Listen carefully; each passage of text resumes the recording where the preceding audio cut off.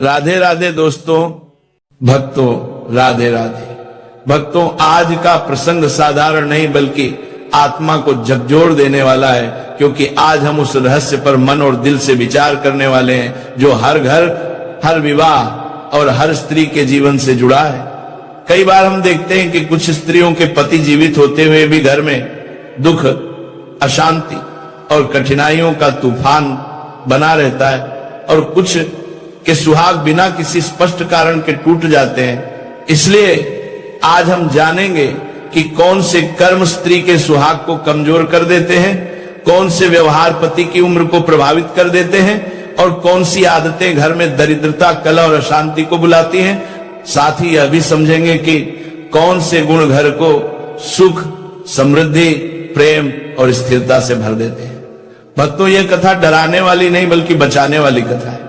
चेतावनी भी है और जागृति भी, ताकि किसी भी स्त्री के जीवन में दुख ना आए, सुहाग की ज्योत कभी न बुझे और विवाह का बंधन सदा सुदृढ़ बना रहे। क्योंकि जीवन में दुख तब आता है जब ज्ञान नहीं होता, और सुख तब आता है जब सत्य को समझकर उसके नियमों का पालन किया जाता है। इसलिए आज की इस कथा को केवल कानों से नहीं बल्कि मन और आत्मा से सुनना, क्योंकि यह कथा किसी और के लिए नहीं बल्कि सीधे हमारे घरों, हमारी बेटियों, हमारी बहनों, हमारी माताओं और हर विवाहित स्त्री के लिए है।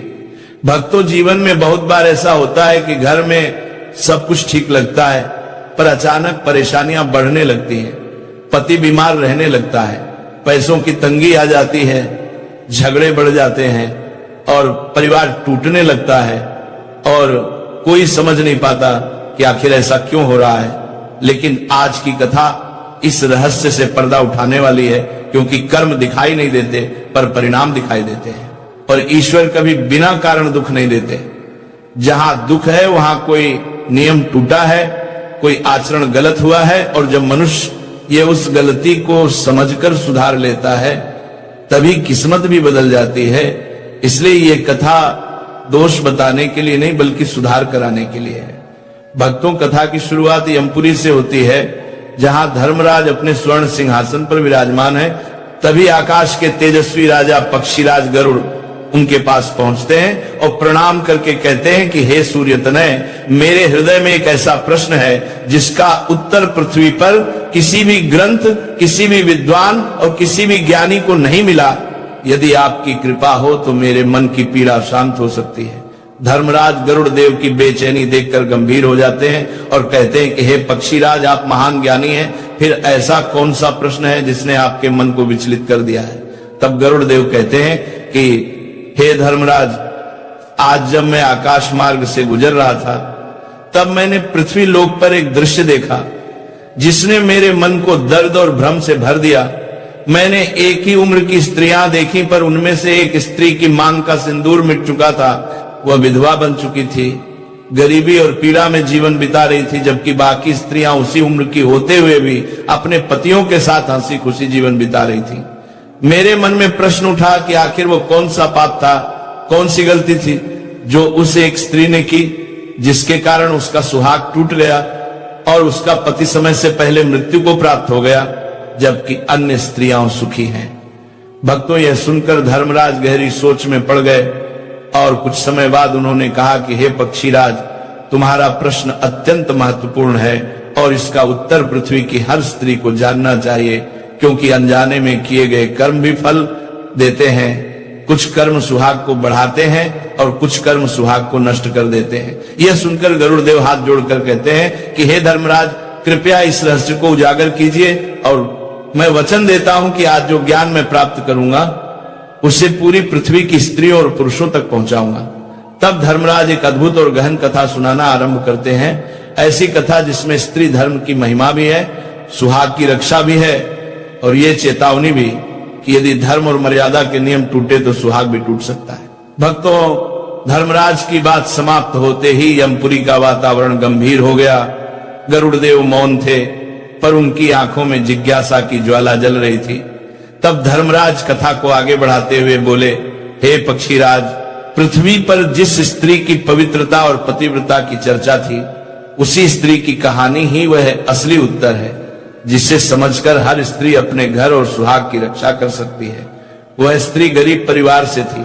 उसका पति राजमहल में एक सामान्य नौकर का काम करता था, किंतु उस स्त्री का आचरण इतना पवित्र था कि पूरा नगर उसकी मर्यादा की प्रशंसा करता था।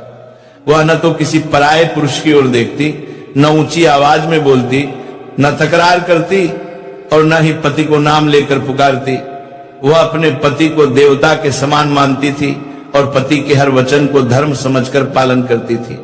उसकी आंखों में पवित्रता, उसके व्यवहार में विनम्रता और उसके हृदय में पतिव्रता की ऐसी चमक थी कि नगर की सारी महिलाओं के लिए वो प्रेरणा बन चुकी थी।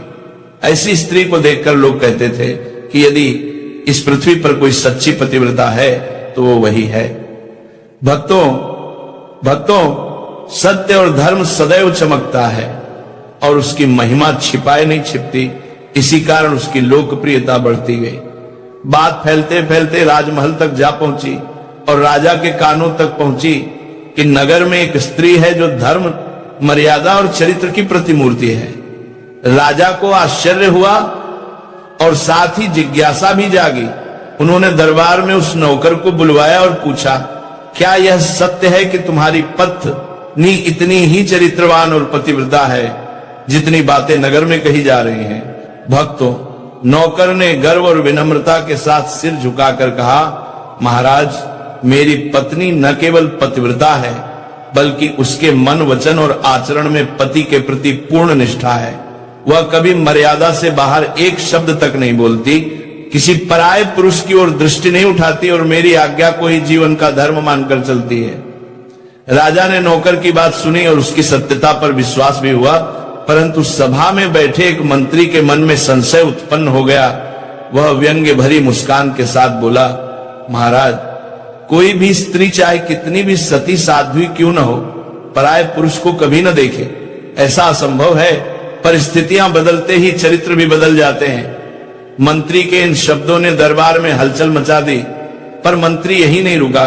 उसने राजा को चुनौती देते हुए कहा, यदि मुझे अनुमति मिले तो मैं सिद्ध करके दिखा सकता हूं कि यह सारी प्रशंसा झूठ है और ये स्त्री उतनी पतिव्रता नहीं जितनी इसकी महिमा की जा रही है। यह सुनकर दरबार मौन हो गया।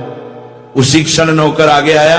उसने बिना डर के कहा, महाराज, यदि महामंत्री मेरी पत्नी का पतिव्रत धर्म भंग कर दे तो मुझे फांसी दे दी जाए, परंतु यदि मेरी पत्नी पवित्र सिद्ध हुई तो मंत्री को भी फांसी दी जाए।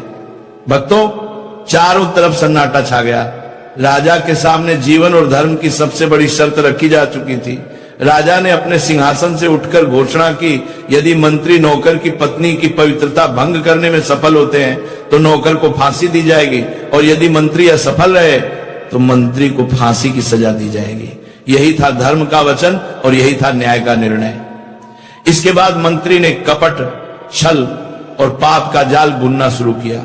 वह एक जादू टोना करने वाली स्त्री के पास गया जिसे नगर में लोकतंत्र, मंत्र और माया जाल की महारानी कहते थे। मंत्री ने उसे धन का लालच देकर कहा, किसी तरह उस स्त्री को मेरे वश में लाओ, उसका पतिव्रत धर्म भंग करो या कम से कम उसके सुहाग के प्रतीक मटका और कतार चुराकर मेरे पास ले आओ। भक्तों, धन के प्रलोभन ने उस तांत्रिक स्त्री की बुद्धि को विषैला बना दिया। उसने वेश बदलकर खुद को नौकर की बुआ बताया और उस घर में प्रवेश कर लिया। पतिव्रता स्त्री ने उसे बुआ समझकर सम्मान दिया, उसके पैर छुए और पूरे मन से सेवा की। उसे यह पता नहीं था कि जिसे वो रिश्तेदार समझ रही है वही उसकी जिंदगी बर्बाद करने आई है। जादू टोना करने वाली स्त्री ने छल और मीठी बातें करके उसके दिल में विश्वास जीता और अवसर पाकर उसका मटका और कतार चुरा लिया। इतना ही नहीं, स्नान गृह में उसकी जांघ पर एक गोपनीय तिल देखकर उसने वह जानकारी मंत्री को पहुंचा दी ताकि भविष्य में वह झूठ को सच साबित कर सके।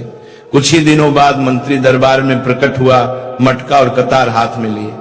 उसने कहा, महाराज, मैं उस स्त्री के साथ रहा और उसने स्वेच्छा से यह मटका और कतार मुझे दिए। वह स्त्री उतनी पवित्र नहीं है जितना कहा जा रहा था। साथ ही मंत्री ने स्त्री का वह गुप्त निशान बताया जिससे नौकर भी भ्रमित हो गया। भक्तों, मनुष्य का दिल तब टूट जाता है जब विश्वास टूटता है। नौकर रो पड़ा, उसने कहा, यदि आप मेरी पत्नी के अंग पर स्थित तिल का वर्णन कर सकते हैं तो शायद मेरी पत्नी ने ही मुझे धोखा दिया है। राजा ने नौकर को उसी की शर्त के अनुसार फांसी की सजा सुना दी और देखते ही देखते एक पवित्र स्त्री पर लगाया गया झूठ सच जैसा नजर आने लगा।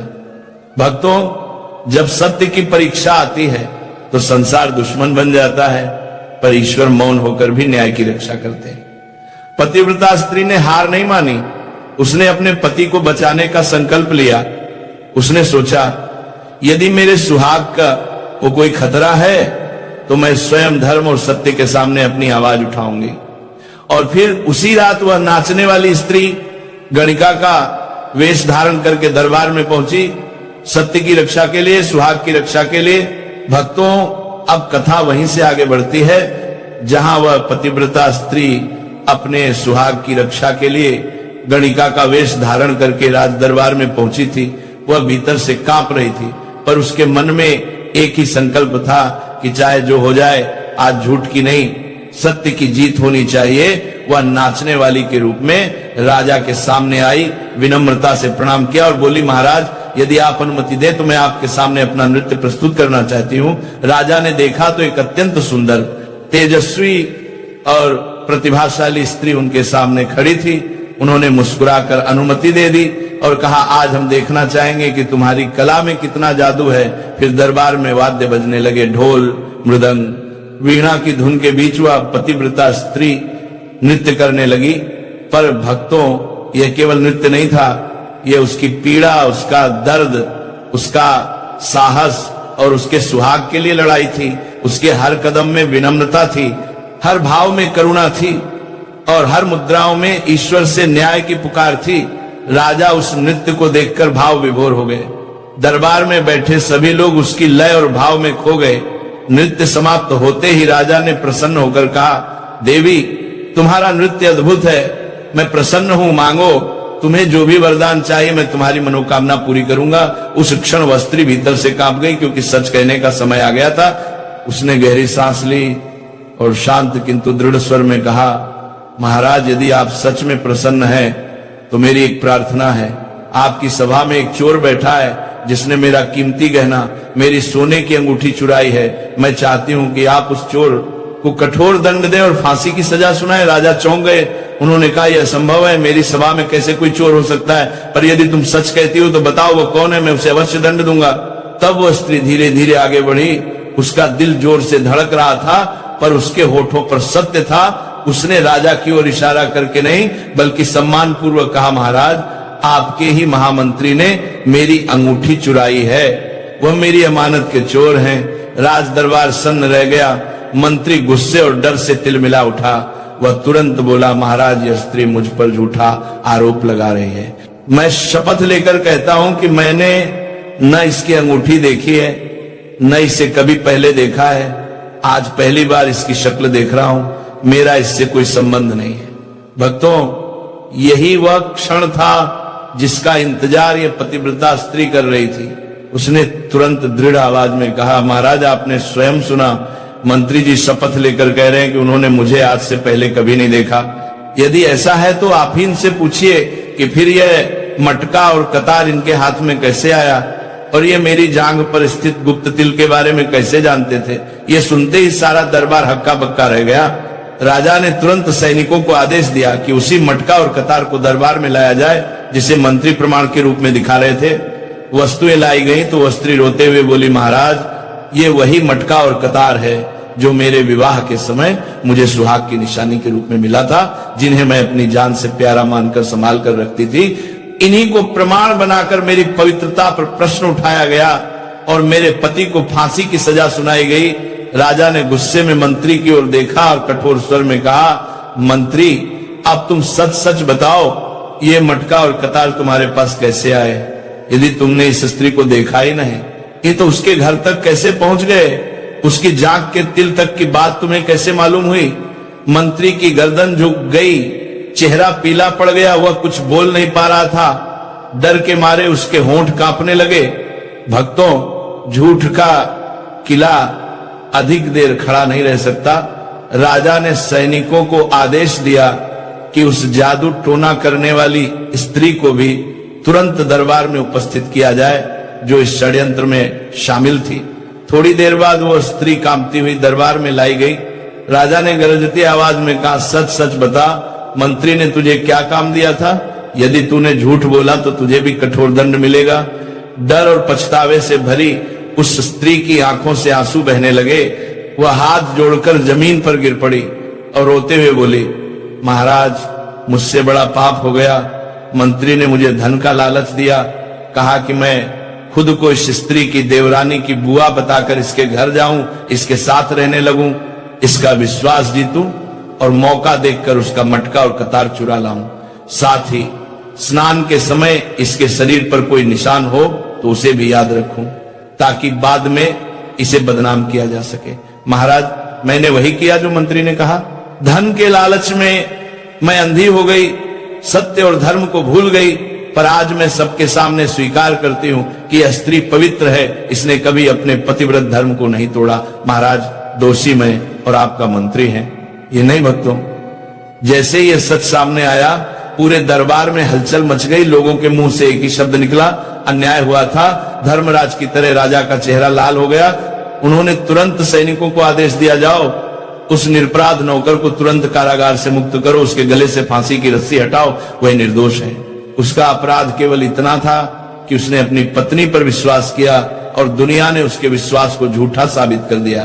फिर आजा ने उसी दरबार में घोषणा की कि इस पतिव्रता स्त्री को राज्य सम्मान दिया जाएगा, इसे वस्त्र, आभूषण और धन से सम्मानित किया जाएगा, क्योंकि इसने न केवल अपने पति को बचाया है बल्कि सत्य और धर्म की भी रक्षा की है। और जो मंत्री झूठ, कपट और अधर्म के सहारे एक चरित्रवान स्त्री की इज्जत पर आघात करना चाहता था, उसे उसके पाप का फल मिलेगा, उसे फांसी पर चढ़ाया जाएगा, ताकि पूरी प्रजा के मन में यह संदेश जाए कि जो भी किसी स्त्री के चरित्र पर झूठा कलंक लगाएगा उसे कभी क्षमा नहीं किया जाएगा। उसी दिन मंत्री को फांसी की सजा दी गई। उसकी मृत्यु के साथ ही एक बड़े अन्याय का अंत हुआ और सत्य की विजय हुई।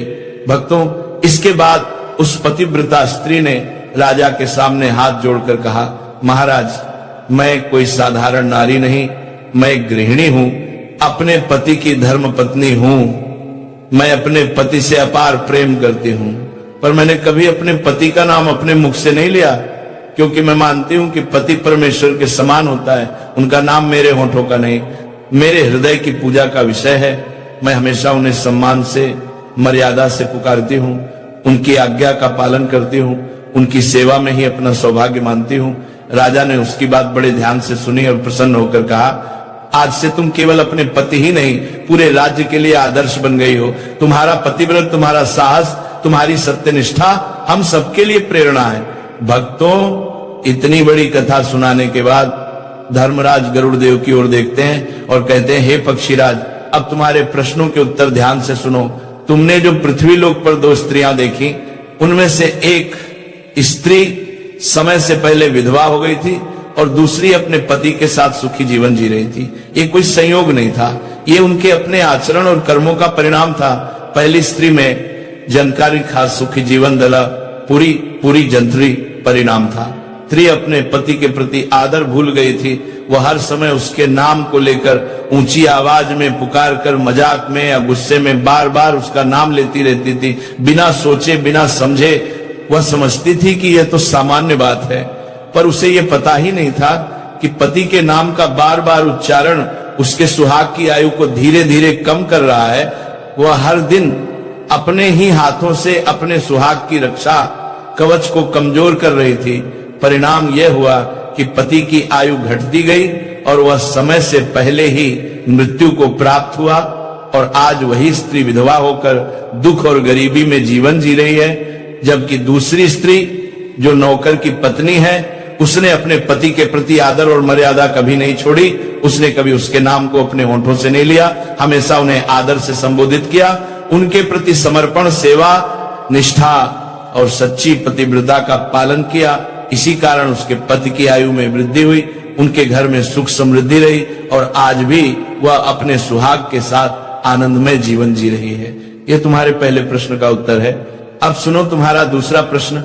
कि कौन सी स्त्री पति के होते हुए भी सुख से वंचित रहती है। धर्मराज कहते हैं, हे गरुड़, जो स्त्री अपने पति की अनुमति को महत्व नहीं देती, जो बिना बताए बिना पूछे घर से बाहर निकल जाती है, जिसके कदम नियंत्रण में नहीं रहते, जिसका मन इधर उधर भटकता रहता है, वह जीवन भर सच्चे सुख से दूर रहती है।